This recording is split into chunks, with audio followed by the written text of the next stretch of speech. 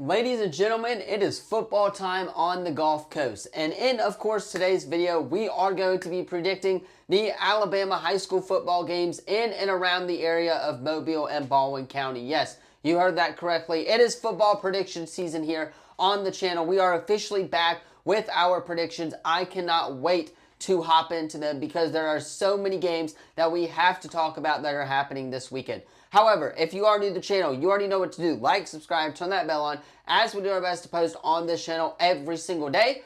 Tomorrow, week 0 college football predictions. We are back. College football is in full swing. High school football is in full swing.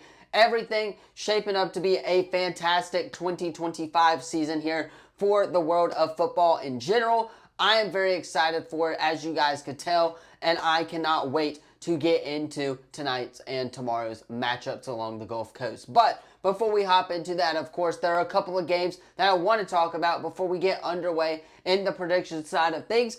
One being IMG at Hoover. That's going to be an absolutely amazing game to watch. We'll check that game out as well. But if you guys missed the breaking news yesterday, Jackson running back E.J. Carwell, the Alabama 5-star commit, probably the nation's #1 running back, did get suspended for tomorrow night's game against Saraland. It is one of the biggest pieces of news that has come out in the last couple of days. A lot of people are talking about it. Just wanted to give a couple of thoughts on there. Number one, who's the person, of course, that gave the dude the car, right? Obviously, that has been the main key factor that they are trying to figure out. Is it somebody close to him? Is it somebody who wants to be his agent or something like that?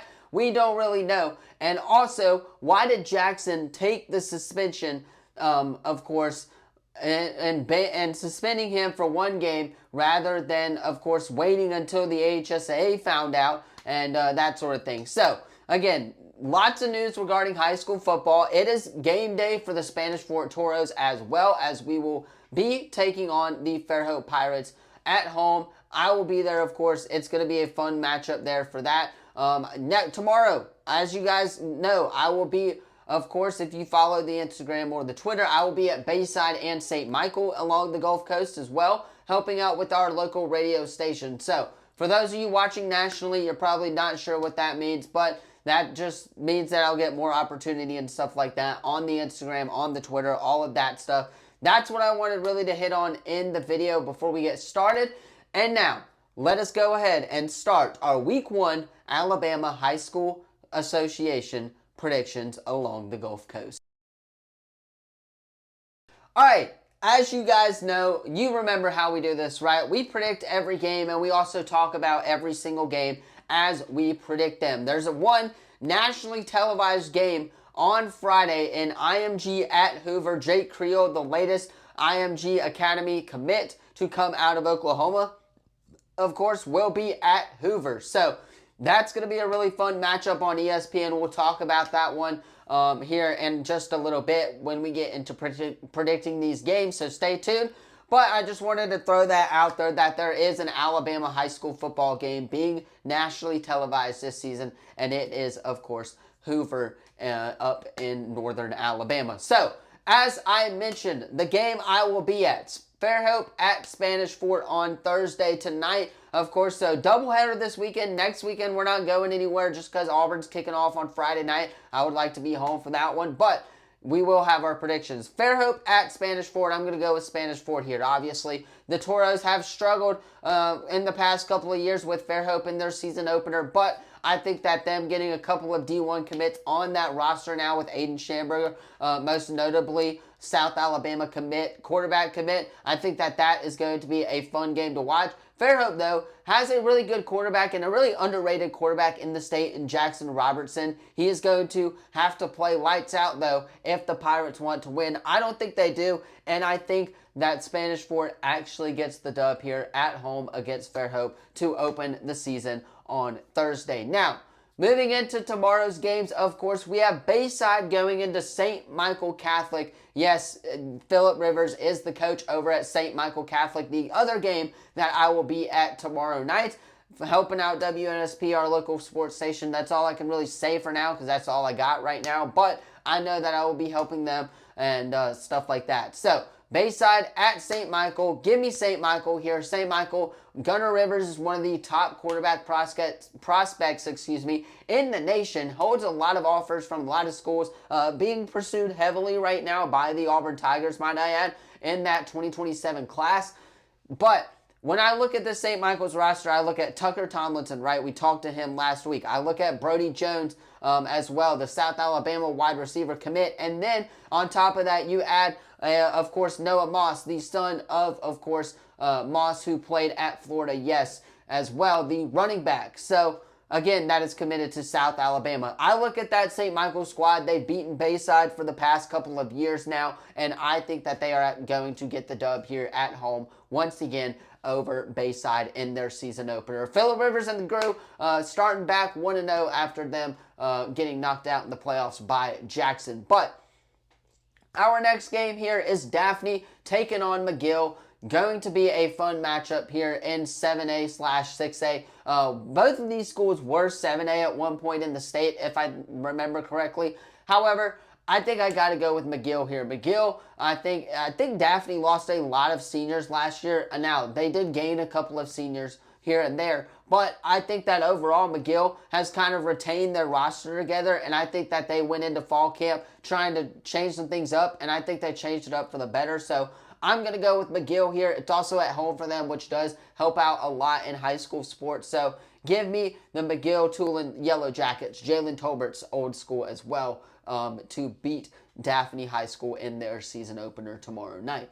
Now, the nationally televised game tomorrow on ESPN. You got IMG Academy going into Hoover. IMG, of course, being down in Florida. Hoover High School getting to check out some of the nation's top committed prospects like Drake Creel on the defensive side of the ball for IMG Academy. But when I look at Hoover, they have the number one quarterback prospect in the state right now over Gunnar Rivers, who I might add. So he's going to be a really talented young quarterback to watch. I believe he's a 2027 class right now. But their quarterback is really good. This is going to be a really good back and forth matchup if you're asking me. IMG has some explosiveness on the offensive side of the ball as well. And I'm actually going to go with IMG, the visiting school from Florida, to get the win over Hoover in the first opening matchup. I think it's going to take Hoover to get some time, to get the ball rolling. And I think that Hoover, of course, falls to IMG on national television on Friday night. Now, the game that we talked about in our intro, Saraland at Jackson. Yes, EJ Crowell, the Alabama 5-star running back, is suspended for this game as a self-imposed suspension from Jackson High School. Saraland, they did lose Alabama 2024 Mr. Football and KJ Lacey, and they lost Ryan Williams 2 years ago. But they have some commits on that offensive side of the ball, most notably Deshaun Spencer, who's committed to Duke. Auburn, again, is still pursuing him heavily right now, so maybe they'll get him to flip. But as of right now, Saraland taking on Jackson. Jackson's backfield is just really, really good with Landon Duckworth. Regardless of the EJ Crowell, he adds a lot to that backfield. But they also have North Carolina, of course, wide receiver commit on that roster as well. So I'm going to go with Jackson here. I think the experience at quarterback with Jamison Roberts at Saraland is where it's going to get them a little bit. But I think it's going to be a really tightly game, just like last year. I think it's going to be a 41-40 type of game, if you're asking me, an offensive shootout.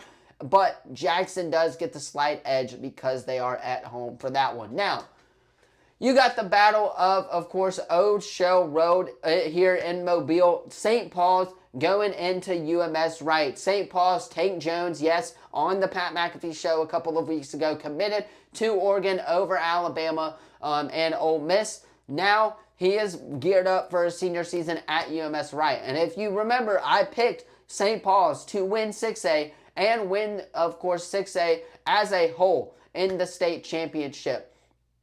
To win their region, I guess you would say, state title game. I think they win this game. I think UMS, with a new coach, kind of gets off to a slow start. Yes, Max Flower is returning as well. But I think that St. Paul's defense is just way too good, especially with Tank Jones, who is an athlete at most positions. And I will be going with St. Paul's here on the road at UMS in the Battle of Old Shell Road. Now, Theodore at Baker, a really talented game. I believe Theodore has one Clemson running back commit, if I'm not mistaken, on their squad, and Baker is ranked number 22nd in the state rankings as well. So this is going to be a very great matchup. Baker has a lot of offensive returning production, I believe, which I think is going to help. But I think Theodore here actually gets the dub. And I think that they are going to start out 1-0 before they take on Spanish Fort next week as well. Again, I think having a squad that Theodore does is going to actually improve that team. So give me Theodore here on the road at Baker Friday night. It's going to be a banger either way, but I'm going to go with, of course, Theodore here on the road there. Now, the game on Saturday, we're going to go ahead and predict this one as well. Viger at Blunt. This is going to be a fun one. Sammy Dunn, 3-star Navy commit, which is very interesting, but their offense is really good. That's why I'm going to go with Viger here on the road at Blunt in that matchup. Gulf Shores at Chillicothe. Gulf Shores did lose to Michael Garrett, the former Auburn commit. He decommitted to Auburn this past offseason, but he is going to announce his commitment soon. So hopefully he will change his mind, but it's looking more towards like he's going to commit to the LSU Tigers or the Miami Hurricanes. One of those two. Still going to go with Gulf Shores, though. Their offense, really good. Don't know too much about Chillicothe, so that is why I'm going to go with the Gulf Shores Dolphins there. Murphy at Davidson. I'm going to go with Davidson here. Williamson at Wayne County. I'm actually going to go, of course, with Williamson. And then we got, of course, Pike Road taking on Prattville. Two up north teams that are really good that I wanted to include in this game. I'm going to go with Pike Road here. They had a really good run in the playoffs last year. I expect nothing less of them this year as well. So Pike Road on the road at Prattville. Going to get them their first win of the year. Baker, of course, at Theodore. We did that one already. Don't know why that's on there twice. Baldwin County, at Foley. This is going to be a fun one, but I think I got to go with the Foley Lions here. Benjamin Russell, 5-star Alabama commit, Sajarian Morgan, taking on Opelika, a really tough squad as well. I'd really like 50-50 on who I want to pick here, but I think I'm going to go on Opelika here just because they are the better team, and Benjamin Russell does have some inexperience at that quarterback position there, so give me Opelika. And then the final game of this weekend, Robertsdale at LaFleur, right? Had to end it off with the Robertsdale Bears, and I think LaFleur is going to get the job done. But regardless, that is going to do it for today's high school football predictions. Let me know what you thought of the video in the comments down below. Don't forget to like, subscribe, turn that bell on, as we do our best to post on this channel every single day. Tomorrow, college football predictions, ladies and gentlemen. Yes, you heard that correctly. We are finally here. The off season is officially over on Saturday. Starting tonight starts high school football pretty much across the country. So football season in full swing. Cannot wait for the season ahead. It's going to be a great 2025 season. But for now, I'm going to hop off, get this edited so you guys can watch it on time. Let me know which high school game, if you're in the state of Alabama, you will be attending this weekend, or if you're going to any college game as well. So let me know that in the comments down below. Thank you all so much for watching, and as always, I will see you in the next video. Peace.